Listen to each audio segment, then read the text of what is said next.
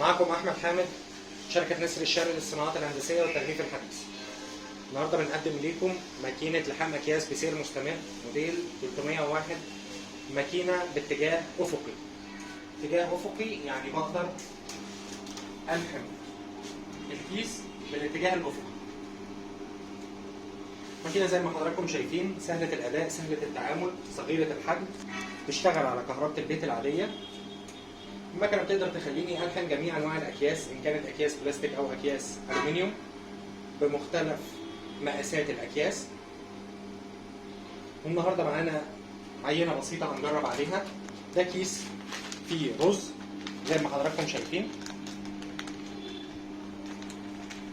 كل ما عليا إن أنا بجيب الكيس أسلمه لبكر اللحام واستلمه من الناحية دي.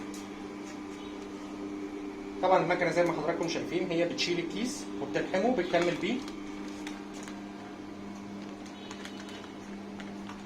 ده شكل اللحام بتاعي، لحام عريض، لحام 1 سنتي ممتاز، مفيش تسريب طبعا لو في أي تسريب.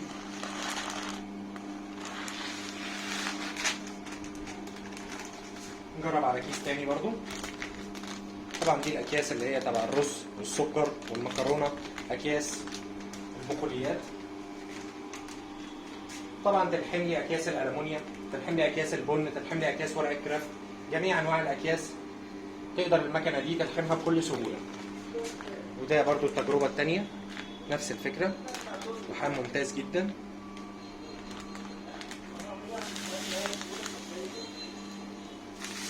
ده برضو كيس حجمه أكبر شوية، متعبي كمية أكبر عشان برضو حضراتكم تشوفوا. كيس 1 كيلو كامل. ده شكل اللحام بتاعي. ماكينة موديل 301 ماركة نسر باك، مقدمة إليكم من شركة نسر الشرق للصناعات الهندسية والتغليف الحديث. كان معكم أحمد حامد.